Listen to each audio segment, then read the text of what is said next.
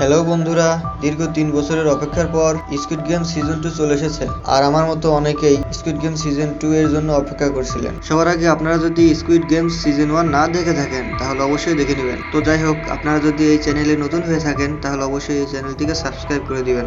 এখন মূল কাহিনীতে আসা যাক। স্কুইড গেম সিজন 2 শুরু হয় সিজন 1 এর শেষ থেকে। এখানে সাং এবং ফ্রন্টম্যান কথা বলতেছিল। ফ্রন্টম্যান বলতেছিল যে তার কেউ বেঁচে নেই এবং তাকে তার মেয়ের সাথে আমেরিকায় চলে যাওয়া উচিত ছিল। সং বলতেছিল যে সে যেখানেই থাকুক তাকে সে খুঁজে নিবে। এখানে সং বুঝে যায় যে ফ্রন্টম্যান যেভাবেই হোক তাকে ট্র্যাক করছে। এরপরে সে গিয়ে সবার আগে তার বডি চেক করে এবং তার কানের পিছনে একটি ট্র্যাকার খুঁজে পায়, যার মাধ্যমে ফ্রন্টম্যান তার উপরে নজর রাখছিল। এরপর জুনুকে দেখানো হয় সে হাসপাতালে থাকে এবং জীবিত থাকে। এটি দেখানোর পরে 2 বছর পরের সিন দেখানো হয়। জুনু তার সিনিয়রকে ওই আইল্যান্ড এবং ওই গেমের কথা বলে, কিন্তু কেউই তার কথায় বিশ্বাস করে না। সবাই তাকে পাগল মনে করে যে সে নিজে বানিয়ে একটি গল্প বলছে, কেননা কেউই ওই আইল্যান্ড সম্পর্কে কিছুই জানতে পারেনি এবং জুনু যে ছবিগুলো পাঠিয়েছিল সেটা কেউই পায়নি। সেই জন্য সবারই মনে হতো জুনু মিথ্যে বলছে এবং তার মাথা খারাপ হয়ে গেছে। কিন্তু একজনের জুনুয়ের কথা বিশ্বাস হতো, আর সে হলো ক্যাপ্টেন পার্ক।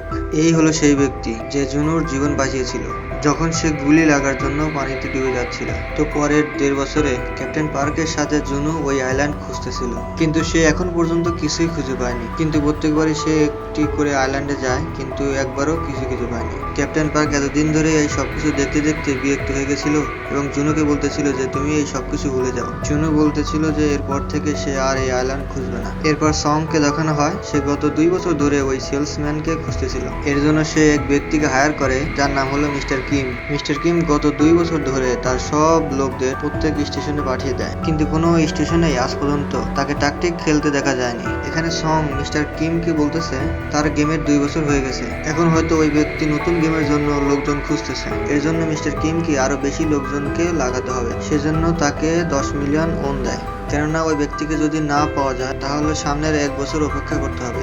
এরপর মিস্টার কিম তার পুরো টিমকে তাকে খুঁজতে লাগিয়ে দেয়। এরপরে কিছুদিন চলে যায়, কিন্তু ওই সেলসম্যানকে পাওয়া যায় না। একদিন বুশপ এবং মিস্টার কিম স্টেশনে বসে একসাথে কথা বলতেছিল। এর মাঝে তারা ওই সেলসম্যানকে দেখে ফেলে। সেলসম্যানটি এক ব্যক্তির সাথে ট্যাকটিক খেলতেছিল। এই কথাটি তারা সংকে বলে দেয় এবং সং তার পিছু নিতে বলে। এরপর বুশপ এবং মিস্টার কিম সেলসম্যানের পিছু করতে করতে এক জায়গায় এসে পৌঁছায় এবং সেলসম্যানকে ধরার চেষ্টা করে, কিন্তু সেলসম্যানই তাদেরকে ধরে ফেলে দেয়। সংকে দ্রুত গতিতে গাড়ি চালানোর জন্য জুনু এবং তার সাথী তাকে ধরে ফেলে এবং ফাইন করে দ্রুত গতিতে চালানোর জন্য।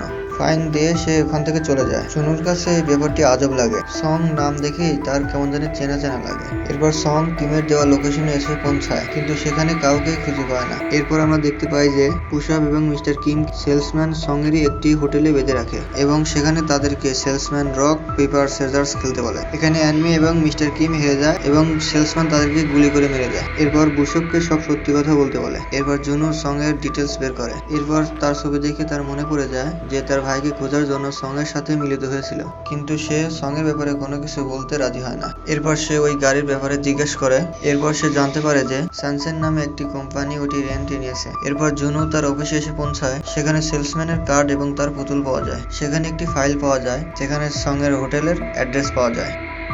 এরপর সং তার হোটেলে আসে এবং সেলসম্যান অলরেডি সেখানে থাকে। সেলসম্যান এরপর তাকে বলে তার মেয়ের কাছে তাকে আমেরিকা চলে যাওয়া উচিত ছিল। সং বলে সেদিনকে তাকে স্টেশনে দেখেছে, যার জন্য তাকে আটকানোর চেষ্টা করে, কেননা সে গেমের সম্পর্কে বলেছিল যে একেবারে সেই গেমটি সে বন্ধ করে দিবে। এখানে সং সেলসম্যানের বসের সম্পর্কে জিজ্ঞাসা করে। সেলসম্যান তাকে বলে যে সে লোকজনকে ধরে এভাবে মারে না। সেলসম্যান বলতেছিল যে সে গেমের ভিতরে গিয়ে যখন তার মতো আরো অনেক লোক মারা যায় তখন সে তাদেরকে পুড়িয়ে ফেলতো।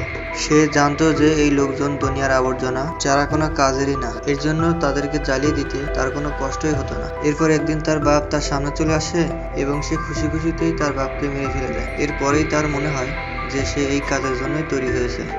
এরপর সেলসম্যান সংকে তার সাথে গেম খেলতে বলে, কেননা তার মনে হয় যে সং তার সাথে গেম খেলার কোনো যোগ্যতাই রাখে না, আর সে এমনি গেমটি জিতেছিল। এরপর সেলসম্যান গানের ভিতরে গুলি ঢুকে দেয়। এরপর তাদের একবার করে নিজেদেরকে গুলি করতে হবে। এরপর লাস্টে যে বেঁচে যাবে সেই জিতে যাবে গেমে।